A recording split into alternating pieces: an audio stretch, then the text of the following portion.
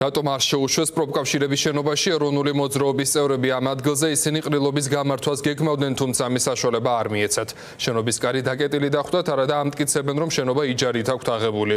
შექმნილი ვითარებიდან გამომდინარე ყრილობის ჩატარება ეროვნული მოძრაობის წევრებს ღია ცის ქვეშ მოუწიათ. შეკრების მიზანი კი ქვეყანაში არსებული პოლიტიკური კრიზისზე მსჯელობა და ჩიხური ვითარებიდან გამოსვლის გზებზე შეთანხმება იყო.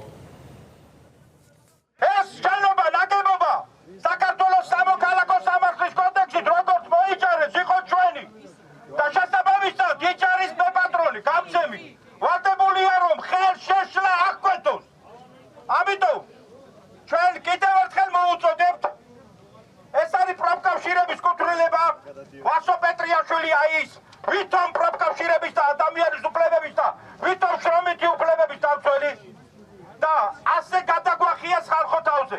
ერთი წამი არ დაიჯეროთ, რომ ვინმე საქმეს არემონტო სამუშაოები გააქცენ. არუშევეს შენობაში დაკეტეს და ეს მოუთითებს იმაზე, რომ ხელისუფლება, ასე ვთქვათ, შეშინებულია ნებისმიერი ყრილობის და შეკრების. აქ არის შეკრებილი ეროვნული მოძრაობის ხალხი, უზენაეს საბჭოს დეპუტატები, ძველი ეროვნული მოძრაობის და მათ უნდათ ჩაეტარებინათ ყრილობა.